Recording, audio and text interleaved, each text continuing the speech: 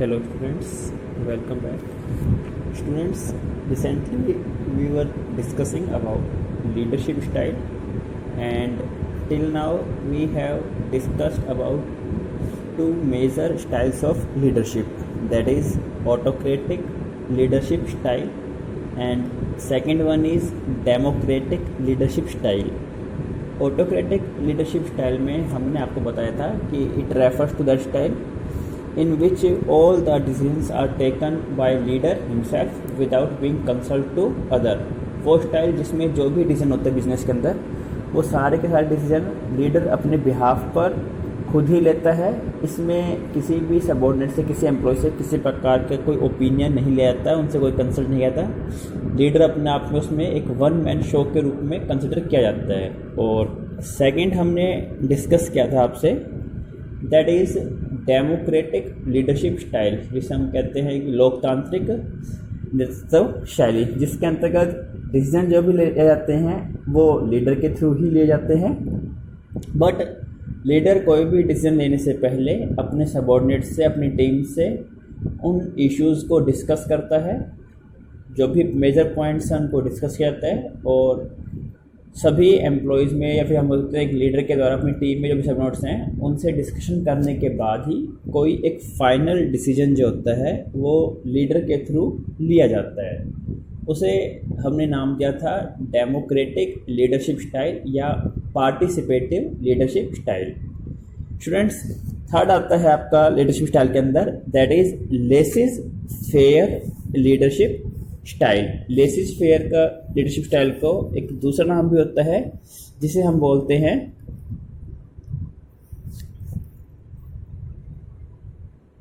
Free rein leadership style.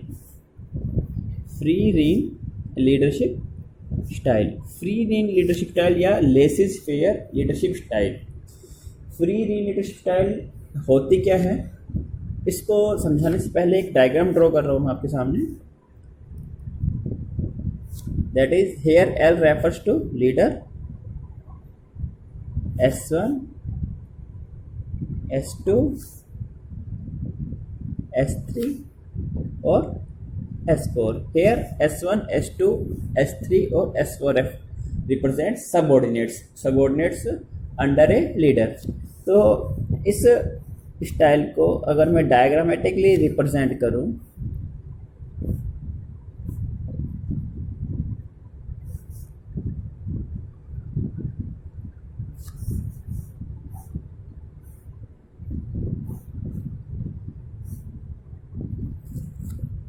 ये एक diagram है जो इस स्टाइल को रिप्रेजेंट करता है. इसका मतलब क्या हुआ कि यहाँ पर मेन रोल किनका है, सबॉर्डिनेट्स का, और लीडर ने अपने आप को बिजनेस में सबॉर्डिनेट्स हैं उनसे अलग किया हुआ है. अलग करने का मतलब क्या है कि यहाँ पर लीडर जो होता है उससे अपने सबॉर्डिनेट्स के पोटेंशियल पे, उनकी कॉम्पिटेंसी पे पूरा ट्रस्ट होता है.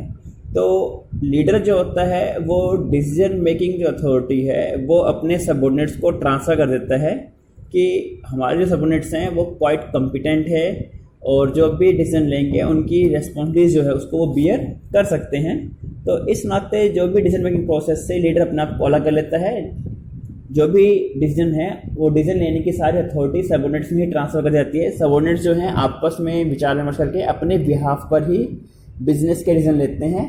हाँ, कोई भी डिसीजन है उसमें वो लीडर से कंसल्ट करना चाहें, कोई ओपिनियन लेना चाहें तो ले सकते हैं, अदरवाइज अपने बिहाफ पर ही डिसीजन लेते हैं. उन्हें लीडर से कंसल्ट करने की रिक्वायरमेंट नहीं होती. लीडर जो होता है अपने आप को डिसीजन मेकिंग प्रोसेस से अलग करके जो बिजनेस के अदर इम्पोर्टेंट इश्यूज़ हैं उनके अंदर ही अपना फोकस करता है. उसे हम क्या बोलते हैं, फ्री रीन. फ्री रीन होता है एक से मुक्त कर देना, नियंत्रण छोड़ना, पूरा नियंत्रण देना. तो इसमें क्या होता है, इस लीडरशिप स्टाइल में लीडर अपने आप को डिसीजन मेकिंग प्रोसेस से अलग करके जो डिसीजन मेकिंग पावर्स है, अथॉरिटी है, वो अपने सबॉर्डिनेट्स को डेलीगेट कर देता है, ट्रांसफर देता है कि वहाँ पर सबॉर्डिनेट्स को पावर दी जाती है कि वो अपने बिहाफ पर डिसीजन ले सकते हैं. लीडर डिसीजन मेकिंग प्रोसेस से अपना को अलग कर लेता है और जो बिजनेस के इंपॉर्टेंट कोर इश्यूज़ हैं उनमें अपना पूरा फोकस करता है. तो उसे हम क्या बोलते हैं, free rein leadership style. It is complete delegation of authority so that subordinates themselves can take decisions for business and they can gain manager skill and they can take more responsibility in the future. क्या बोलते हैं उसको हम, free rein leadership style. इसमें अक्सर क्या होता है, जो सबऑर्डिनेट्स होते हैं प्रोफेशनल्स होते हैं, हाईली एक्सपर्ट होते हैं, अपनी फील्ड के एक्सपर्ट होते हैं, उनके काम को उनको ऑब्जर्व करने की रिक्वायरमेंट होती है, अपने जो भी उस अपने काम में क्वाइट कॉम्पिटेंट होते हैं और जो भी डिसीजन ले रहे हैं उन डिसीजंस की रिस्पॉन्सिबिलिटीज को वो बियर कर सकते हैं. तो बिजनेस में जो हम कहते हैं कॉर्पोरेट एग्जीक्यूटिव लेवल के ऊपर, जहाँ पे हम कहते हैं जो भी हमारे नीचे जो एक्सपर्ट्स टीम होती है वो क्या होती है, टीम ऑफ एक्सपर्ट्स जो अलग अलग फील्ड के एक्सपर्ट होते हैं और हर एक एक्सपर्ट अपने फील्ड का हम कहते हैं प्रोफिशिएंट होता है और अपने अपने फील्ड में अपने लेवल पर मैक्सिमम आउटपुट दे सकते हैं, अपने बिहाफ पर डिसीजन लेते हैं. तो लीडर उनको फ्री हैंड देता है अपने बिहाफ पर काम करने की, अपने बिहाफ पर आप डिसीजन लीजिए, अपने हिसाब से अपनी वर्किंग को एग्जीक्यूट कीजिए. हम लीडर जो होता है उनके वर्किंग के अंदर किसी प्रकार का कोई इंटरफेरेंस नहीं करता, उसे हम क्या बोलते हैं, फ्री रेन या लेसिस फेयर लीडरशिप स्टाइल. इस स्टाइल के अंदर जो लीडर होता है वो केवल और केवल उनके एक मार्गदर्शक के रूप में काम करता है कि जहाँ कहीं भी सबऑर्डिनेट्स को उनके एडवाइस की रिक्वायरमेंट है तो वहाँ, या फिर कोई भी रिसोर्सेज की रिक्वायरमेंट है तो वो लीडर से एडवाइस ले सकते हैं या कोई रिसोर्सेज की डिमांड कर सकते हैं, जिससे उन रिसोर्सेज की डिमांड कर सकते हैं जिससे अपने वो भी जो भी हम कहते हैं प्लान्स हैं उनको प्रॉपरली वो एग्जीक्यूट कर सके, अपने डिसीजंस को प्रॉपरली एग्जीक्यूट कर सके. क्या बोलते हैं उसको हम, फ्री रीन लीडरशिप स्टाइल या laissez faire leadership style. Okay बेटा, नेक्स्ट आता है इसके अंदर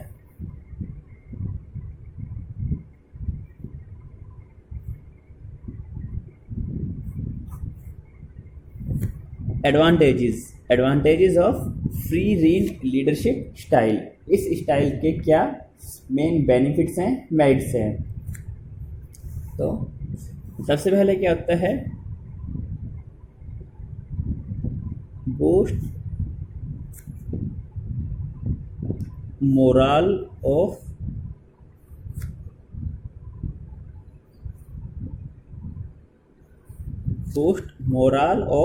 subordinates and increase job satisfaction.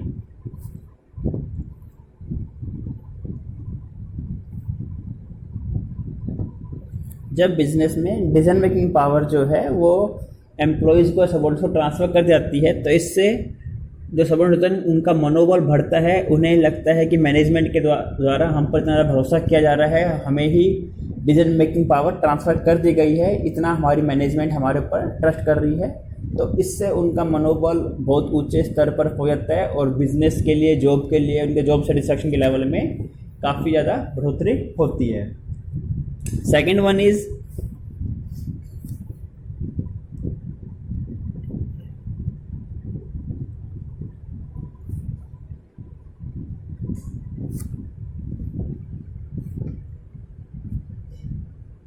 Management hierarchy. Management hierarchy का मतलब क्या होता है, जब सबऑर्डिनेट्स को डिसीजन मेकिंग पावर देते हैं कि आप अपने बिहाफ पर डिसीजन ले सकते हैं, तो इससे उनका ओवरऑल डेवलपमेंट होता है. बिजनेस में फ्यूचर के लिए बड़ी जिम्मेदारी के लिए उनको हम तैयार कर सकते हैं.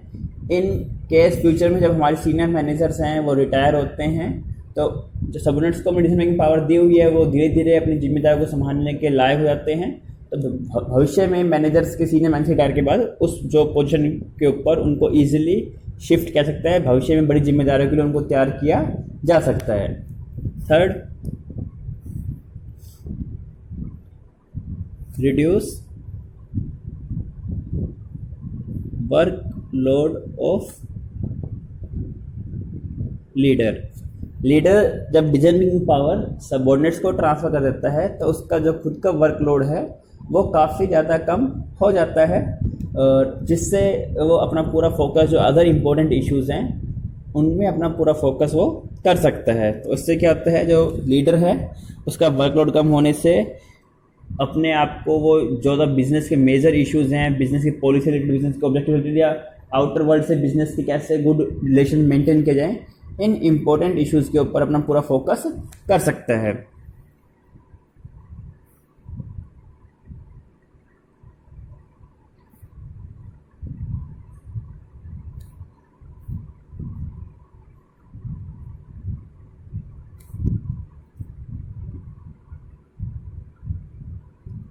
जब एम्प्लॉयज़ को डिसीजन मेकिंग पावर दी जाती है तो इससे कहीं ना कहीं क्या होता है, उनको एक तरह से चैलेंज भी होता है कि आपको मैनेजमेंट की तरफ पावर दी गई कि अपने आप का डिसीजन ले सकते हैं और उन डिसीजन के लिए आप लोग रेस्पॉन्सिबल होंगे।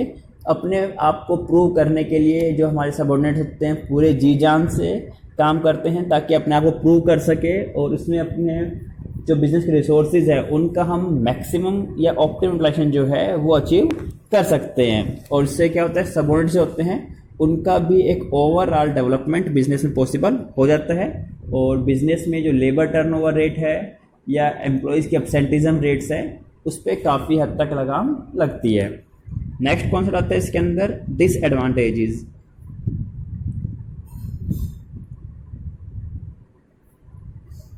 फ्री रीन लीडरशिप स्टाइल के मेजर ड्रॉबैक्स या मेजर डिसएडवांटेजेस क्या होते हैं? एक तो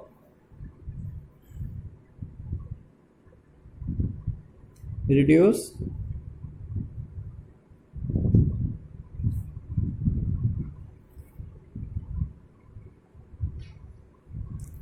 लीडर या सीनियर मैनेजर, बिजनेस में leader decision making power subordinates को ट्रांसफर कर देते हैं तो सारे डिसीजन जब सबऑर्डिनेट्स अपने बिहाफ पर लेने लगते हैं तो उससे कहीं ना कहीं क्या होता है कि जो लीडर की इंपॉर्टेंस है या उसका कंट्रीब्यूशन है वो इग्नोर होता है। बिजनेस में हम कोई भी इंपॉर्टेंट इशूज़ पर भी जो सबऑर्डिनेट्स हैं वो अपने आप ही डिसीजन ले लेते हैं और बिजनेस में धीरे धीरे लीडर की इंपॉर्टेंस है वो कहीं ना कहीं कम होने लगती है। और इससे कई बार क्या होता है, जो एम्प्लॉयज़ को भी कई बार जब लीडर के एक्सपीरियंस का बेनिफिट नहीं मिल पाता वो सीधे अपने व्यापार डिसीजन ले लेते हैं, तो लीडर के जो एक्सपीरियंस है, नॉलेज है, उसका बेनिफिट कंपनी को नहीं मिल पाता। वो इंपॉर्टेंट डिसीजन लेने से पहले लीडर से कई बार कंसल्ट नहीं करते, तो उससे क्या होता है लीडर की जो इम्पोर्टेंस है वो कहीं ना कहीं कम हो जाती है।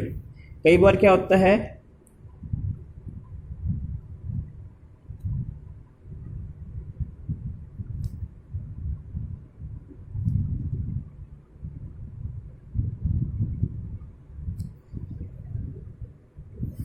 लीडर के पास एक कॉम्पिटेंट सबऑर्डिनेट की टीम होती है तो सभी सबऑर्डिनेट्स अपने आप को सुपीरियर समझते हैं और अपने अपने हिसाब से डिसीजन लेते हैं।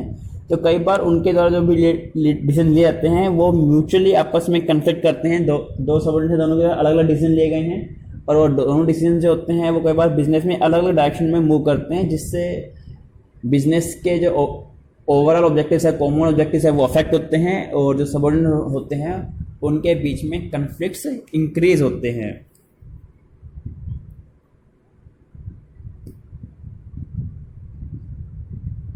कई बार क्या होता है जब पावर मिल जाती है तो सबऑर्डिनेट्स अपने मनमानी करने लग जाते हैं और अपने अपनी फील्ड के लिए, अपनी वर्क जॉब फील्ड के लिए मैक्सिमम रिसोर्सेज की डिमांड करते हैं जिसका इफेक्ट बिजनेस को उठाना पड़ता है।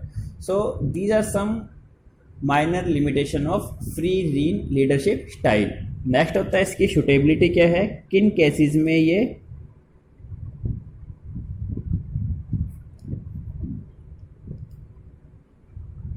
सूटेबल होती है। Free rein leadership style suitable कब होती है? When subordinates are quite competent or highly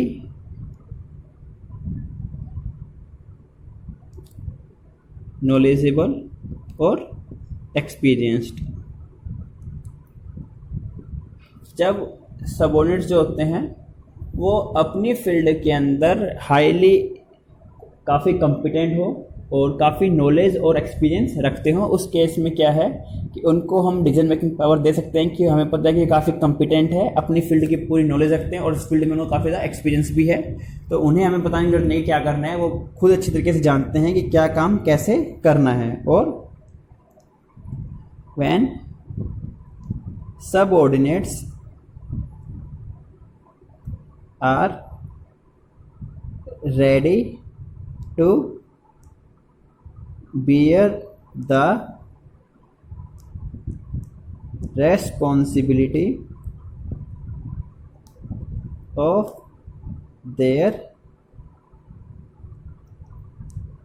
decisions.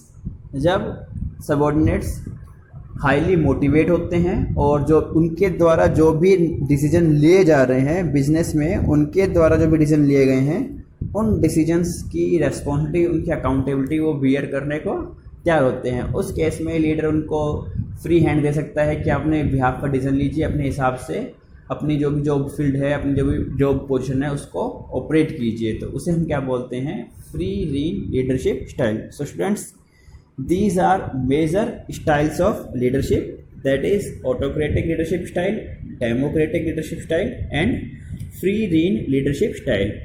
Okay, in the next video, now this chapter is completed, and in the next video we will discuss another element of directing, that is communication.